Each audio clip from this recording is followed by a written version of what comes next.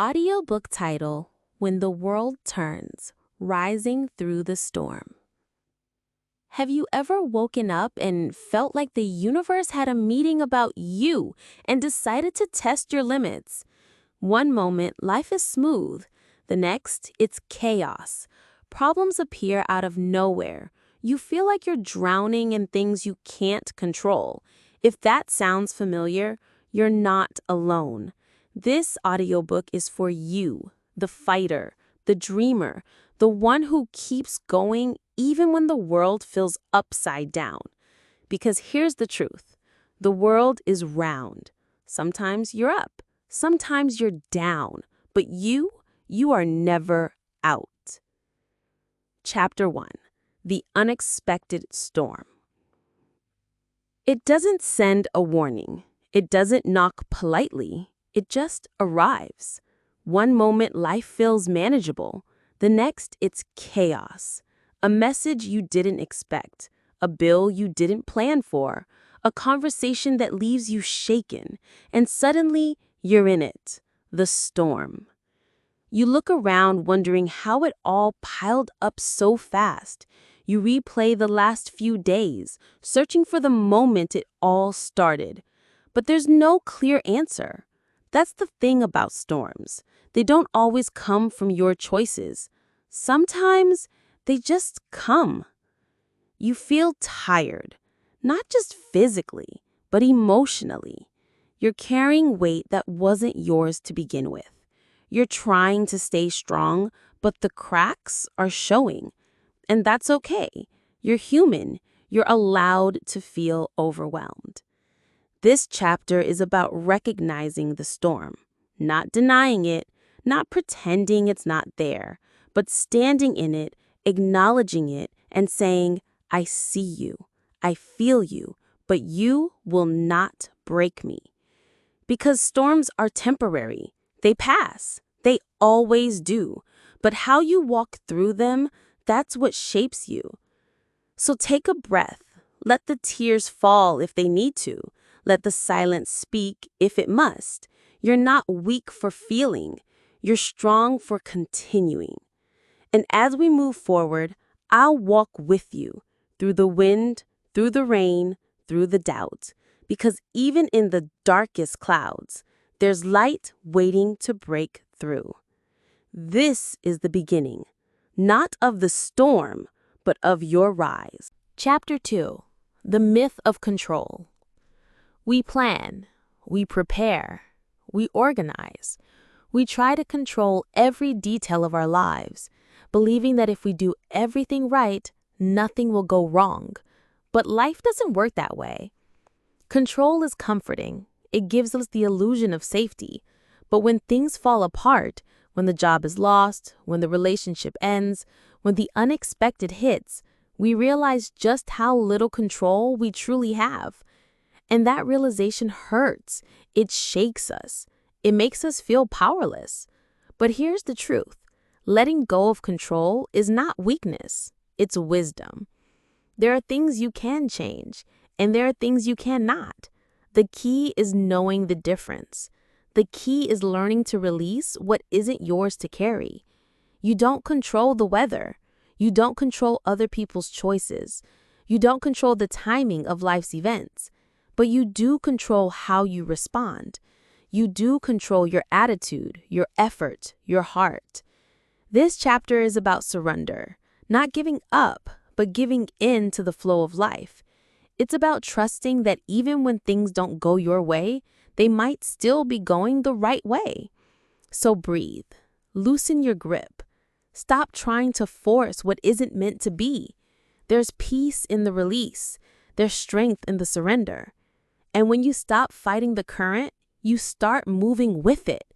You start discovering new paths, new strength, new clarity. You're not losing control. You're gaining freedom. Chapter 3. The Power of Pause.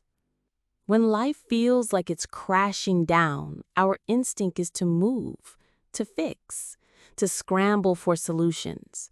We rush to make things right, to regain control, to escape the discomfort. But sometimes the most powerful thing you can do is pause. Pause doesn't mean giving up. It means stepping back. It means breathing. It means allowing yourself a moment to feel, to think, to simply be. In the middle of chaos, stillness is a rebellion. It's a quiet act of courage.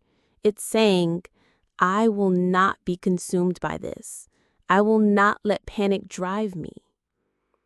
This chapter is about the power of that pause.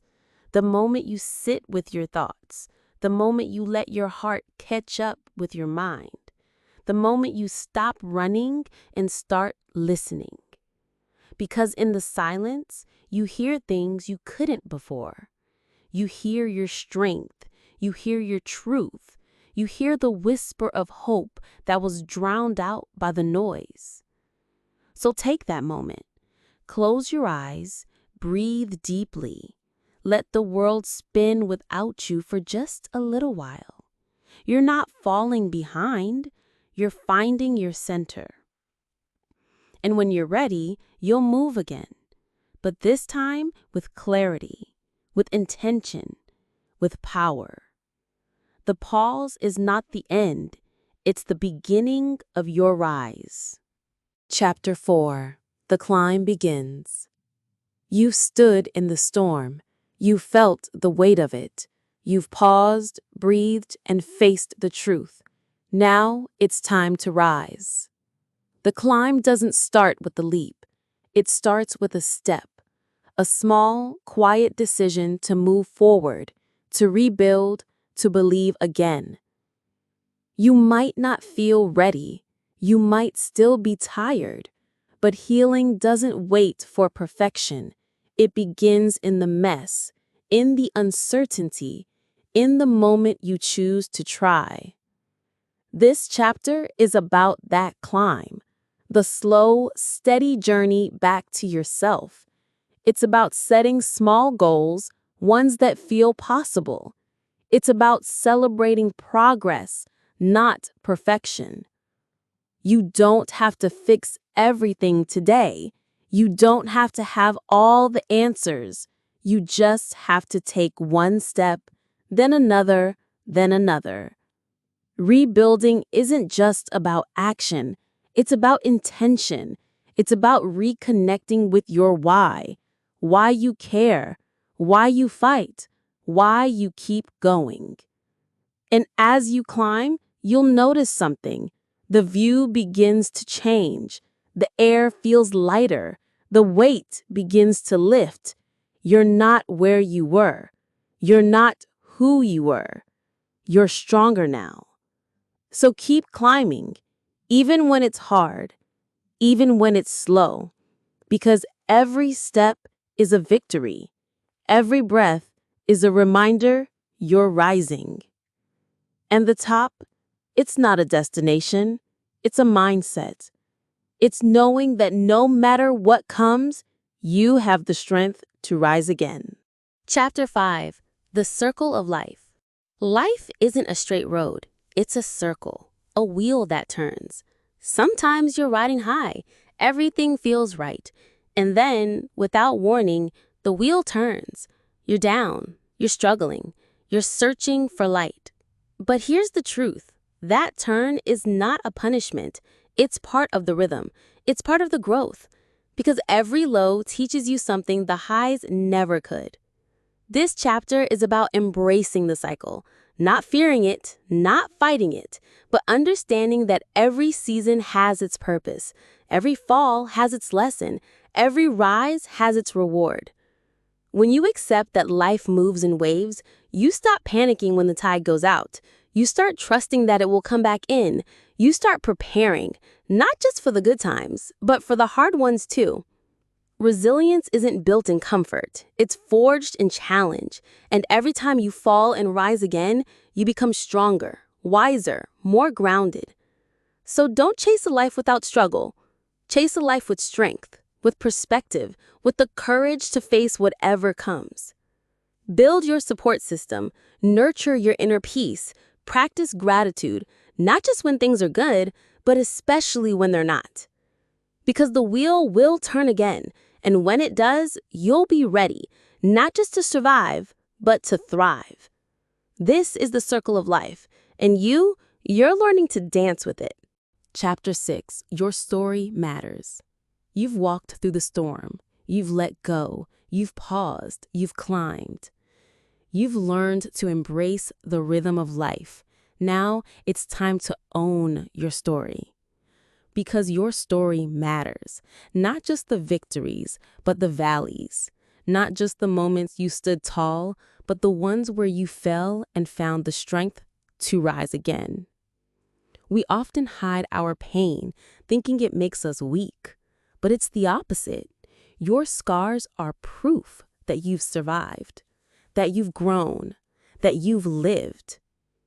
This chapter is about sharing, not for attention, not for validation, but for connection, for healing, for hope. Someone out there is walking through the storm you've already survived. Someone is searching for the light you've already found. And your story could be the spark they need. You don't have to be perfect to inspire. You just have to be honest, brave enough to say, this is what I went through, this is how I kept going, and this is what I learned. When you speak your truth, you give others permission to do the same. You build bridges, you create community, you become a light in someone's darkness. So don't hide your journey. Honor it. Share it.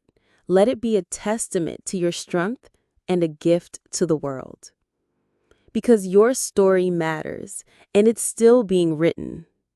You've made it to the end, or maybe the beginning.